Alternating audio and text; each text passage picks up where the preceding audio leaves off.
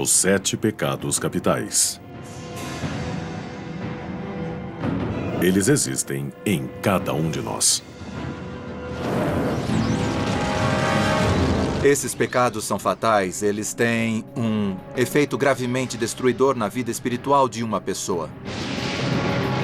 Luxúria, inveja, gula, preguiça, avareza, ira e soberba. De acordo com a teologia cristã, pecar é simplesmente pensar nesses pecados capitais. A Bíblia diz que o resultado do pecado é a morte. Cada um desses pecados tem uma história secreta revelando como eles se tornaram capitais. Os 7 pecados capitais tiveram um enorme impacto na história, na sociedade e em nossas almas. Você não pode transgredir a lei moral de Deus sem que alguém pague um preço terrível.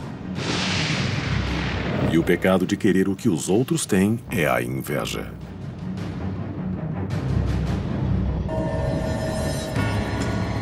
Os 7 pecados capitais não aparecem na Bíblia.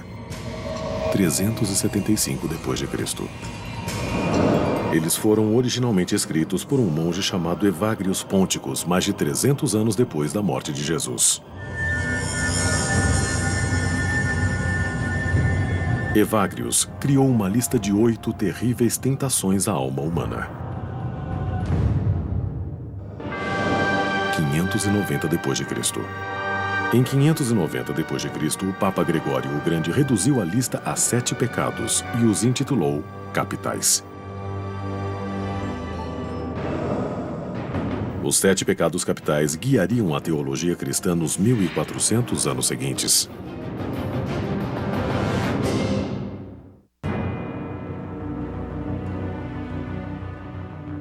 Durante séculos, os cristãos arriscaram a danação cometendo cada um dos 7 pecados capitais. Mas cada pecado tem sua própria tentação, como a inveja. A inveja tem a ver com perceber algo que alguém tem ou uma qualidade que outro indivíduo possui. E o ponto principal está em querer para si mesmo ou então querer que o outro não a tenha.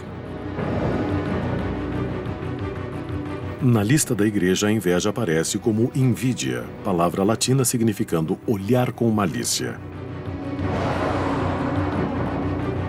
A igreja tirou invídia do nome da antiga deusa romana da inveja.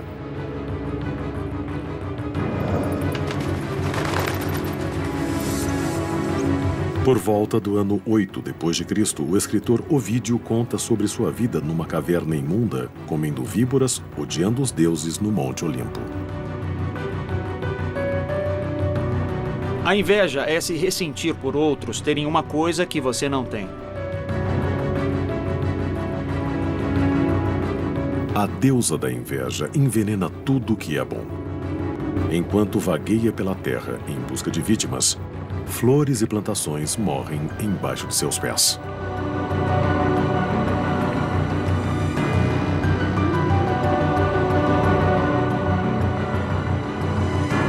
A inveja espalha seu veneno pelo sangue, ossos e cérebro das vítimas. Você tem essa sensação de queimação? Porque todo mundo tem mais do que eu, fica obcecado por isso e começa a quase se sentir mal. Os deuses do Olimpo desprezam a inveja. E hoje, ela é o pecado capital que até mesmo os pecadores não gostam de mencionar. As pessoas ficam felizes em falar sobre a gula e a luxúria. Fazem piada com elas, contam histórias, leem literatura científica também. Mas a inveja gera desconforto. A inveja, mais que qualquer outro pecado, eu acho, parece refletir uma falha humana que nos incomoda. O pecado da inveja pode ser confundido com o ciúme. Mas o ciúme geralmente é um medo de perder um ser amado para outro. A inveja é diferente. Você tem uma coisa que eu não tenho. E eu te odeio por isso. Pode ser algo material, pode ser uma posição, pode ser um lugar e etc. E o que a inveja não pode possuir, ela destrói. Um dos nossos padres costumava dizer, para ilustrar a noção de inveja, que o jeito de você ter a grama mais verde do seu quarteirão é não se dar o trabalho de usar adubo na própria grama, mas simplesmente jogar gasolina na do seu vizinho. É possível que alguns crimes sejam motivados pela inveja. Certos casos de vandalismo são para que a outra pessoa não possa ter a coisa que o invejoso não tem.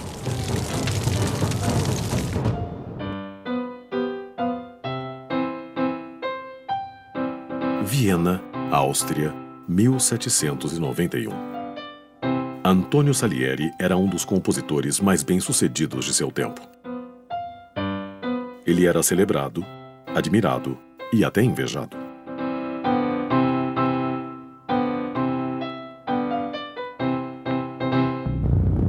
Mas esse homem talentoso invejava um homem genial chamado Mozart.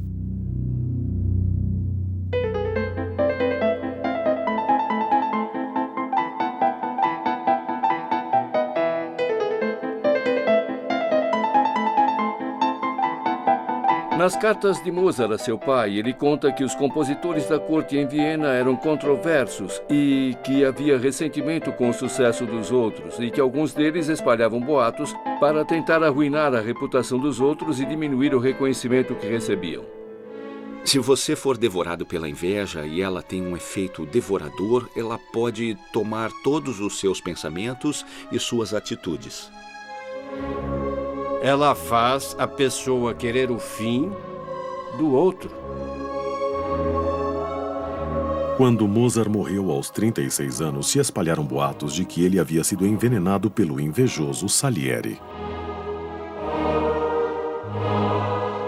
Historiadores não aceitam a ideia de que Salieri foi o responsável pela morte de Mozart. Essa história ainda é ouvida hoje porque acreditamos que há uma restrição social que esconde a rivalidade profissional, mas não precisaria muito para que as pessoas se desmascarassem e revelassem sua animosidade.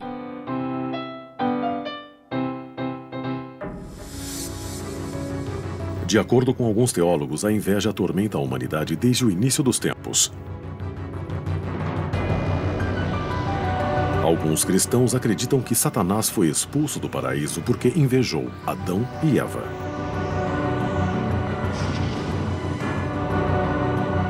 Satanás se recusa a ser guardião da humanidade e é expulso do paraíso.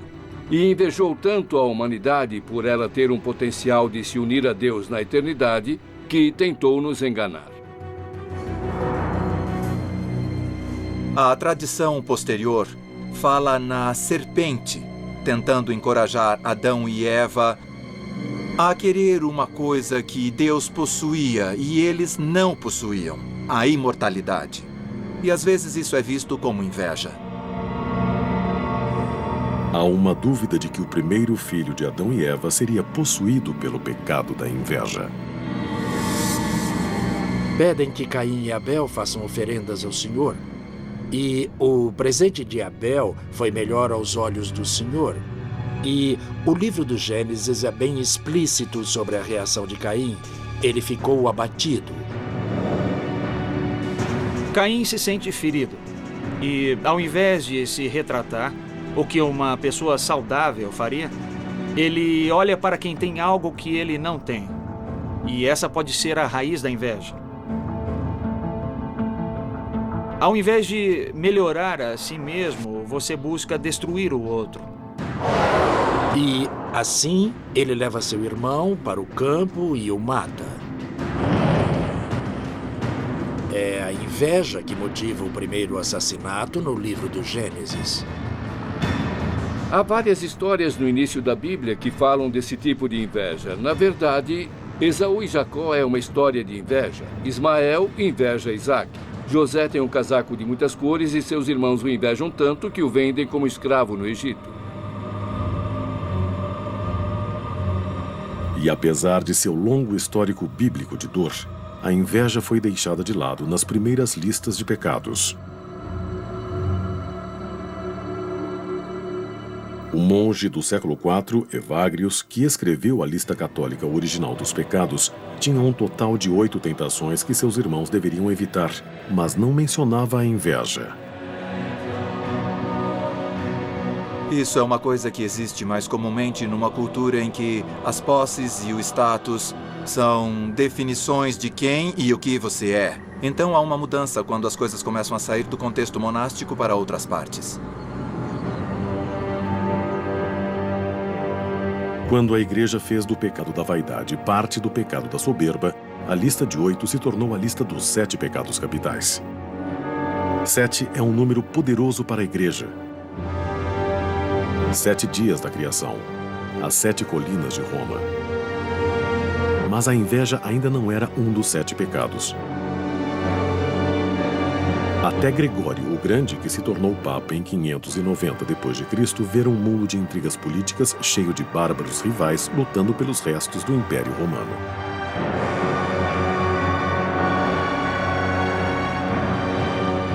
Gregório escreveu: da inveja nasce o rancor, a alegria com a má sorte do próximo e o pesar por sua prosperidade.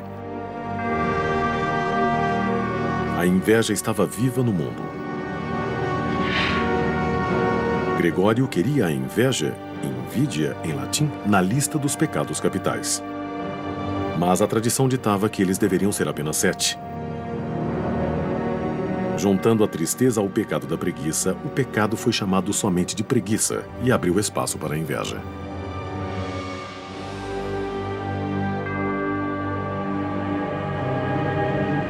O pecado da inveja se tornou parte da lista do Papa Gregório. E uma inspiração para os artistas medievais, como o escritor italiano Dante Alighieri.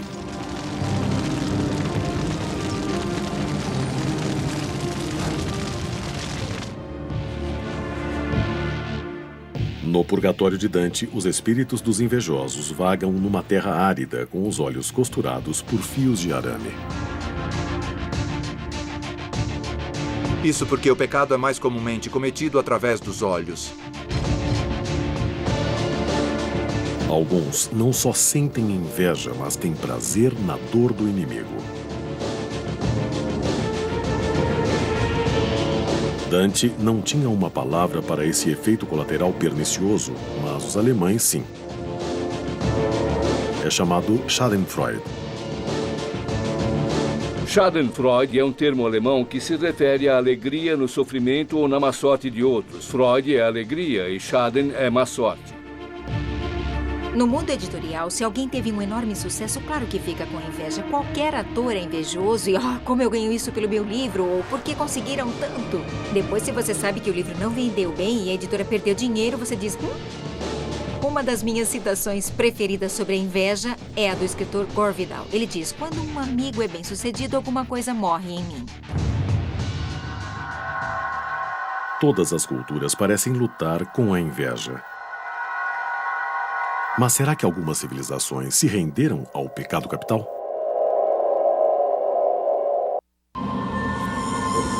Os 7 pecados capitais são vistos como caminhos para a danação. Considerado um dos mais traiçoeiros é o pecado da inveja. Pelo menos de acordo com a doutrina católica. Mas sempre houve outras opiniões. Em algumas culturas, a inveja é considerada uma expressão natural e inevitável que as pessoas bem-sucedidas têm que enfrentar. Em torno de 500 a.C., os gregos não consideravam a inveja um pecado mortal, mas uma tática política.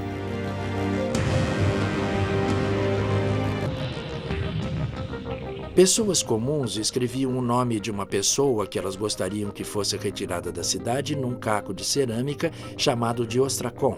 Essa é a origem da palavra ostracismo. E se bastante gente votasse por uma pessoa, essa pessoa era expulsa de Atenas por um período de 10 anos. O propósito do ostracismo era, em parte, impedir que as pessoas tivessem muito poder político ou punir pessoas que realmente se comportassem mal. Mas havia um elemento que permitia que a inveja também fosse motivo disso. Podia-se expressar a inveja, qualquer ressentimento, contra alguém, escrevendo o nome da pessoa no caco de cerâmica para que ela fosse expulsa. Oficialmente, não havia vergonha em sofrer o ostracismo. No entanto, se um cidadão não saísse de Atenas em 10 dias, a penalidade era a morte. Um cidadão proeminente votado para o exílio foi Aristides, o Justo, chamado assim por suas altas qualidades morais. Foram exatamente esses atributos positivos que puseram a inveja contra ele.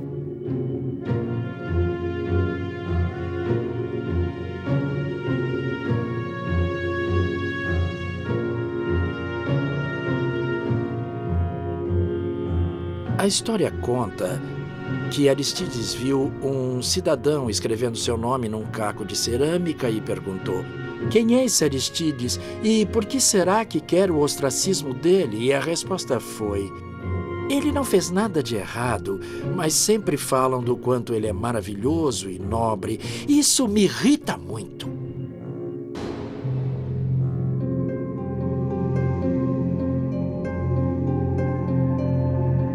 Ao mesmo tempo em que os atenienses exilavam seus cidadãos mais nobres, a lótus do budismo florescia na Índia. Para os budistas, o conceito ocidental de inveja é a combinação de duas palavras. Uma significando cobiça e outra significando ciúme. Os dois sentimentos bloqueiam o caminho para a iluminação e o nirvana. O que acontece na inveja é que ficamos presos a uma imagem de nós mesmos como incapazes, incompetentes e tendemos a projetar nossas aspirações e nossa competência nos outros. E aí nós pensamos, se eu tivesse isso...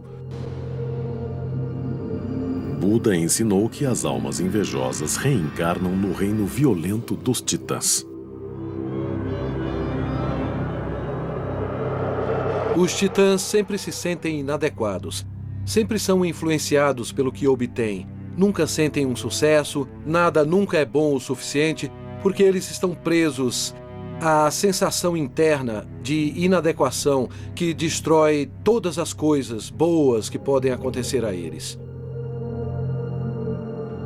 Do ponto de vista budista, sempre enfatizando o lado otimista, se uma pessoa pode produzir bom resultado, então devo ficar feliz com isso, porque se entendemos bem, é assim. Bem, se ele pode fazer isso, também posso. E talvez eu possa aprender pegando uma carona. Ou talvez eu não precise fazer o que queria, porque ele fez e eu posso desfrutar dos resultados. Enquanto os budistas veem a inveja como sem saída de acordo com outras religiões, alguns tipos de inveja encorajam o crescimento espiritual. A inveja no judaísmo não é um pecado. Ela pode ser até um estímulo a algo bom. Depende de qual tipo de inveja. Então, há uma frase na literatura rabínica: a inveja dos eruditos aumenta a sabedoria. Porque se você sabe mais que eu, e eu quero saber mais, vou estudar mais. A inveja só se torna pecado quando eu quero tirar de você aquilo que você tem. No Oriente Médio, muitos se referem a esse tipo de inveja como mal-olhado. É o olhar de ódio que o invejoso dá àqueles que ele repudia.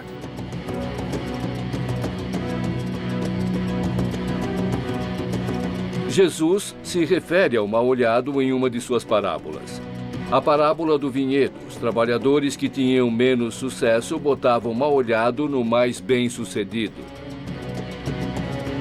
Durante milhares de anos, a melhor maneira de vencer o mal-olhado tem sido olhar de volta com um amuleto especial. Quem já viajou por partes do Oriente Médio, Grécia e Mediterrâneo, vê esses olhos azuis por todo lado.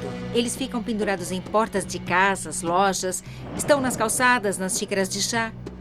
No Ocidente, chamamos ele de olho grego, e na verdade ele serve para espantar o mal-olhado.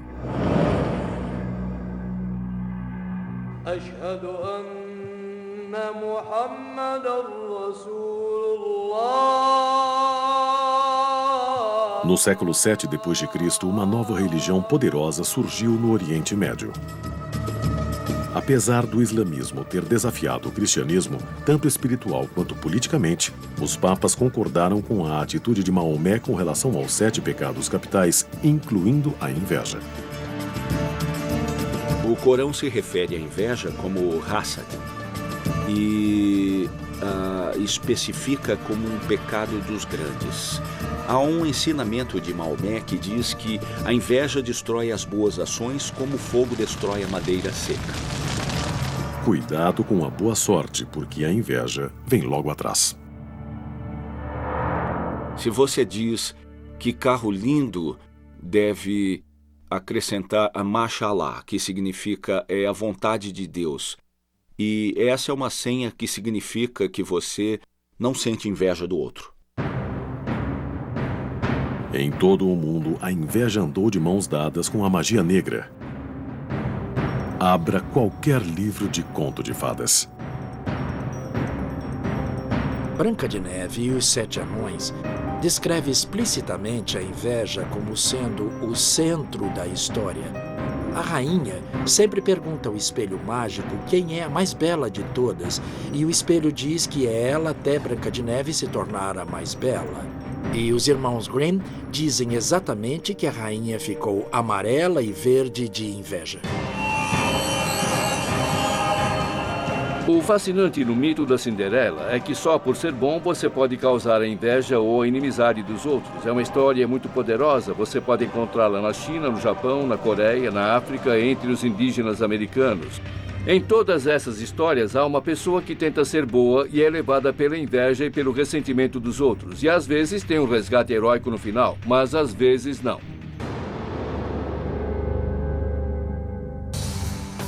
A literatura pode nos dar a experiência indireta de sentir inveja ou ser invejado. A tradição religiosa pode dar à inveja um rosto, o rosto de um demônio.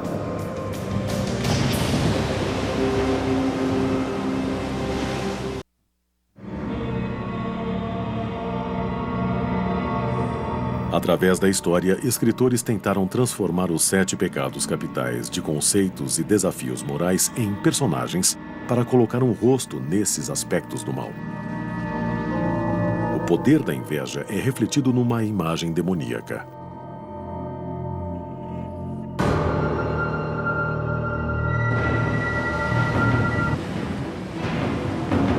A Bíblia chama de Leviatã, um monstro marinho de tamanho e fúria inimagináveis que só pode ser controlado por Deus.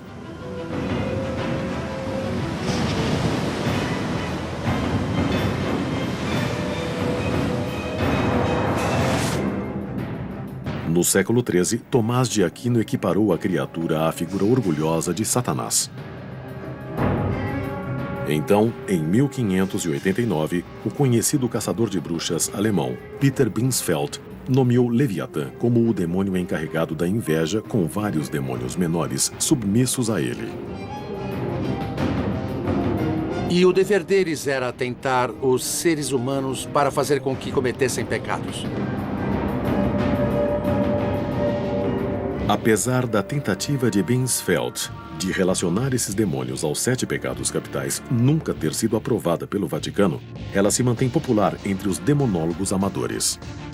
Os seres humanos sempre imaginaram que o mundo fosse habitado por espíritos invisíveis. A angiologia e a demonologia judaicas rendem um grande assunto. Que relação eles têm com os seres humanos? Quais são os seus poderes?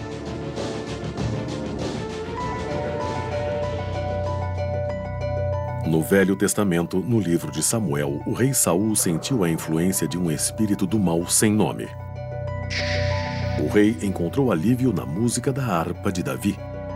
Ironicamente, quando Saul fez do jovem seu ajudante de confiança, o coração de Saul foi tomado por um novo e mais forte pecado: a inveja. Saul favoreceu Davi, mas quando eles começaram a fazer músicas sobre como Davi tinha matado dezenas de milhares, enquanto Saul só tinha matado milhares, isso começou a incomodar Saul. Saul inveja Davi porque Davi é uma estrela. Davi é tudo que Saul não conseguiu alcançar. Davi tem o amor das pessoas, tem a promessa de um futuro brilhante. O paralelo a isso pode ser um executivo que tem um subordinado que se destaca e recebe atenção demais. Então ele tenta arruinar esse subordinado. No caso de Saul, ele tentou mesmo arruinar Davi. Na verdade, Saul tenta matar Davi com sua lança. Mas Davi sobrevive à inveja assassina do rei. Ele tem a preferência de Deus e Saul tem essa amargura enorme que vai acabar com sua vida.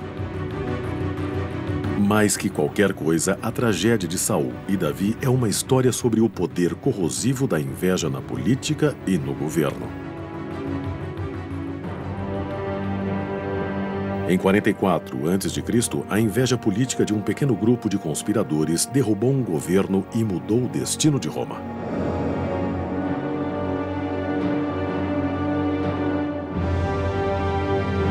Caio Cássio e Marcos Brutus comandaram um plano para matar o ditador Júlio César.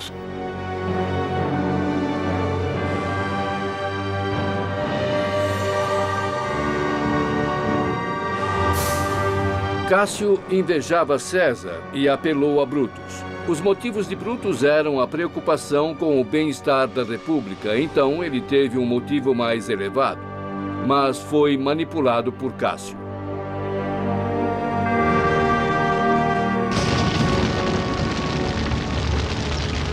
Dante, em sua visão épica do inferno, sentencia Cássio, junto com Brutus e o traidor de Jesus, Judas, ao inferno. No inferno de Dante, no nível mais baixo, há uma punição sendo sentenciada aos dois dos maiores traidores, aqueles que traíram César e Jesus. O invejoso Cássio vai ser atormentado pelo diabo até o fim dos tempos.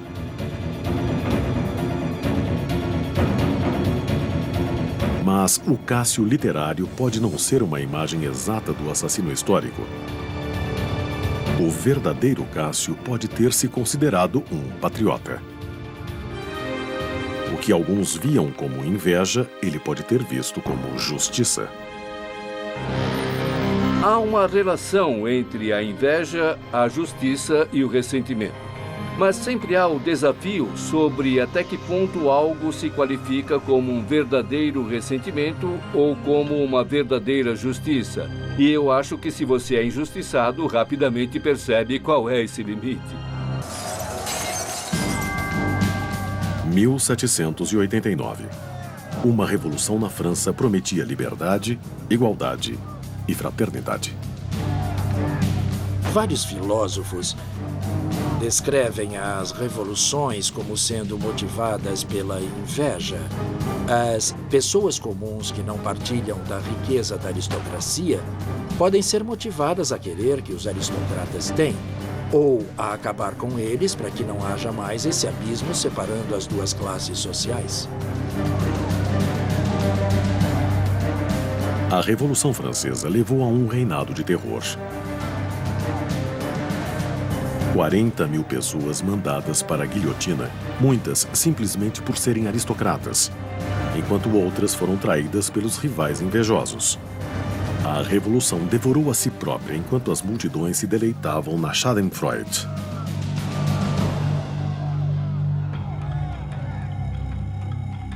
Em 1917, uma outra revolução derrubou o czar da Rússia. Nos 60 anos seguintes, o comunismo se espalhou pelo mundo, matando milhões, mas prometendo justiça e igualdade. A inveja se espalhou no paraíso do trabalhador como a serpente no Éden.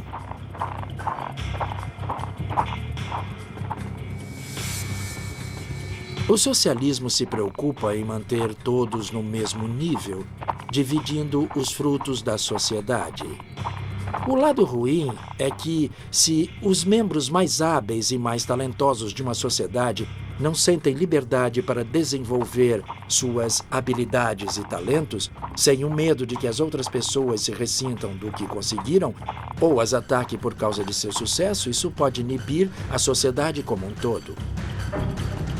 A diferença entre a sociedade capitalista e a socialista ficou nítida na Alemanha dividida do pós-guerra. A Alemanha foi dividida entre uma sociedade socialista extrema e uma capitalista de livre mercado. Quando foi dividida entre oriental e ocidental, tinha-se a mesma quantidade de pessoas, mas sob sistemas bem diferentes. A diferença de produtividade e riqueza entre essas duas nações era substancial. Governos e ditaduras revolucionárias tentaram destruir a inveja e fracassaram.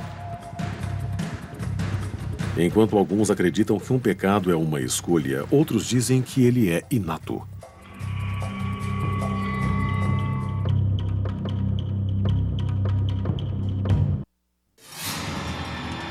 Os 7 pecados capitais. Durante séculos, eles moldaram o comportamento da sociedade. Alguns questionam se os humanos são predestinados a cometer o traiçoeiramente ambicioso pecado da inveja. No início do século XX, um novo filósofo cientista, Dr. Sigmund Freud, afirmou ter descoberto um novo tipo de inveja. Ele acreditava que a inveja era causada não por demônios, mas por desejos sociais e sexuais tão aterradores quanto qualquer demônio.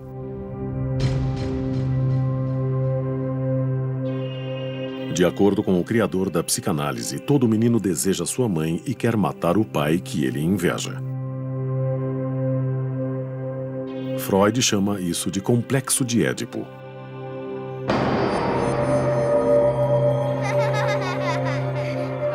Quanto às meninas, Freud dizia que uma vez que percebem que são diferentes dos meninos, elas se enchem de desejo pelo que nunca poderão ter.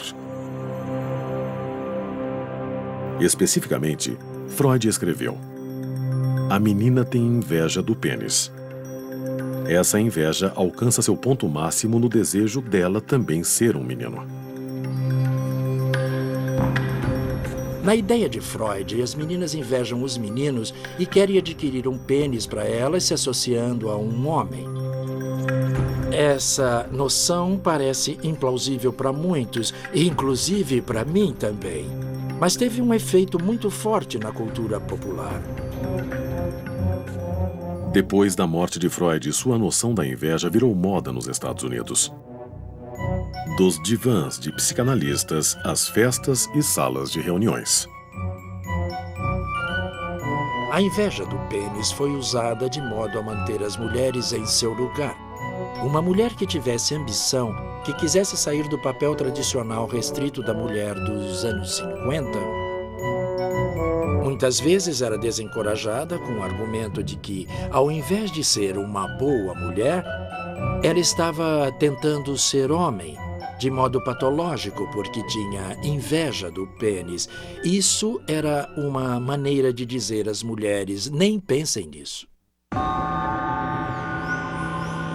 A terapeuta Karen Horney juntou a inveja do pênis à sua própria teoria: a inveja do útero. De acordo com Horney, os homens invejam a habilidade feminina de gerar vidas e sublimam essa inveja se dedicando às suas carreiras.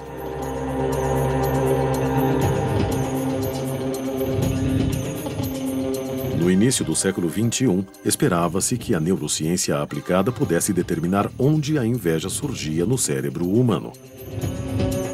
Alguns estudos tentaram medir o aspecto da inveja chamado Schadenfreude.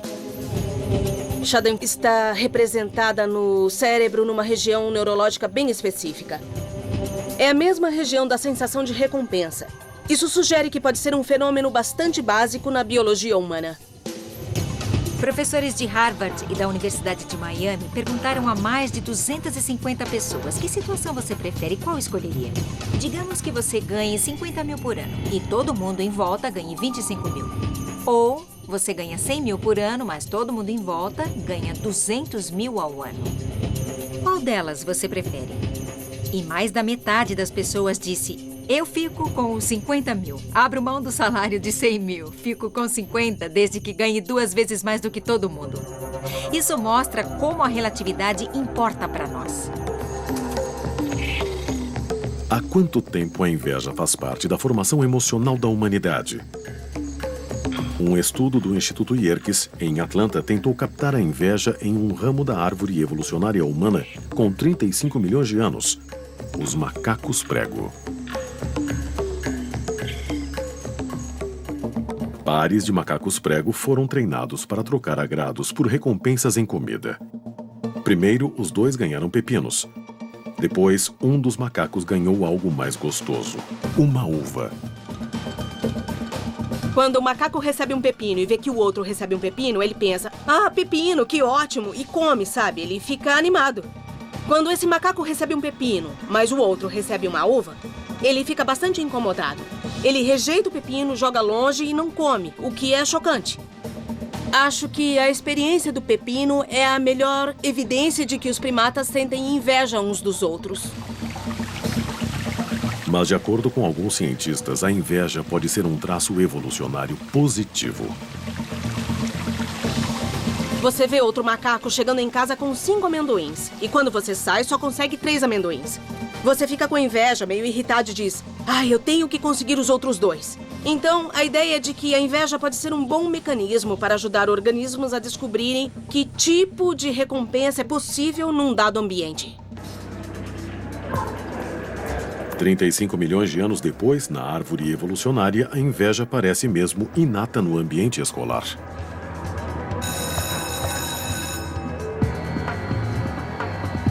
Nós temos um drama entre o pessoal. Eles normalmente brigam por coisas desnecessárias e pequenas, então com certeza eu já vi a inveja. O ensino médio é um período na sua vida em que tenta descobrir quem é e passa por coisas diferentes e olha para outras pessoas. Tem as meninas que têm inveja do visual das outras e os meninos que têm inveja dos outros com as meninas e sempre tem aquele que tem tudo. Alguém que chega com roupas novas, essas coisas, ou então um iPod ou um telefone novo, as pessoas olham aquilo e pensam, eu quero isso, eu preciso sair para comprar, ou talvez eu possa roubar dele.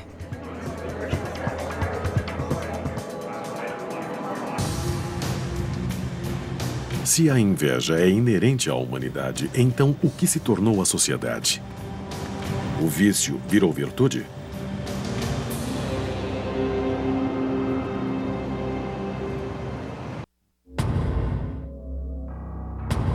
Os 7 pecados capitais. 7 tentações a serem evitadas a todo custo moral. Mas na sociedade de hoje, pecados como o da inveja fazem o mundo girar.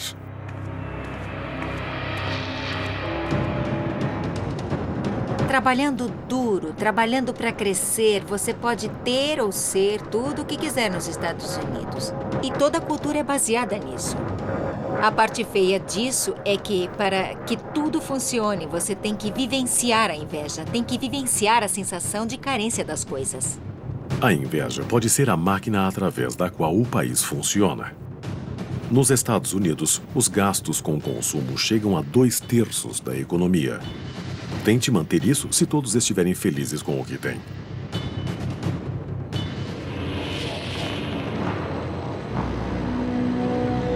Sociedades ricas tentam encorajar a competição entre as pessoas porque você precisa disso como base para gerar riqueza. E assim criamos pessoas para serem competitivas em nossa sociedade e, como consequência, alimentamos mais inveja.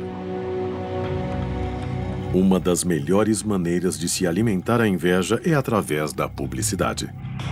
Ainda vemos uma propaganda e pensamos, eu preciso de um carro maior. Ou, espera aí, meu vizinho tem isso, também quero um. Suprir carências e inspirar inveja sempre foi o objetivo das agências de propaganda. Eles usam isso há centenas de anos e dá certo sempre. Algumas propagandas fazem você querer o que os outros têm, mas as mais eficazes são as que vendem a inveja diretamente.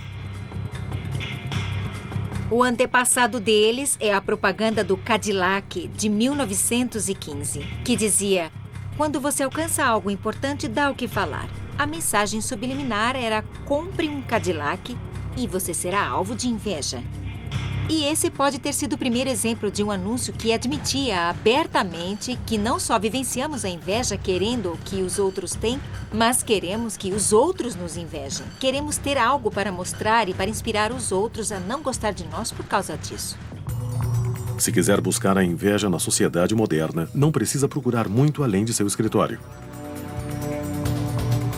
Não há nada de novo. Aristóteles escreveu sobre inveja no local de trabalho no ano 4 a.C. Acho que ele disse algo como: são os ceramistas que invejam outros ceramistas. As pessoas do mesmo meio profissional são mais competitivas entre si, sentem-se ameaçadas por um rival que é da mesma área. O que era verdade na Grécia Antiga continua verdade no local de trabalho de hoje. 3/4 dos empregados dizem que testemunharam a inveja pelo menos uma vez no mês anterior. 1/3 dos empregados dizem que testemunharam sérios esforços para que um rival fosse prejudicado. Eles podem começar maledicência ou elogios irônicos. A inveja pode levar até à sabotagem no trabalho. Em situações de trabalho, felizmente, a maioria das invejas é benigna, é bem insignificante. As pessoas tendem a superá-la. Mas acho que sabotagem é feita de tal maneira que você não consegue detectar. O mundo da tecnologia moderna permite uma certa dose de voyeurismo, criando pontes fáceis para a inveja. Vivemos agora num mundo tomado pela cultura da inveja. E temos a crença bizarra de que, derrubando a sua casa, a minha vai parecer melhor. O que é irracional e psicótico, sabe, ao máximo. A forma de inveja chamada de Schadenfreude às vezes faz das celebridades seu alvo. Em termos de Schadenfreude, Martha Stewart deve ser um exemplo recente. É uma pessoa que foi a julgamento e foi presa por informações privilegiadas. E há uma certa satisfação entre as pessoas que achavam que ela representava um padrão de perfeição. Há um elemento de injustiça nisso e as pessoas também gostam de ver essas pessoas por baixo.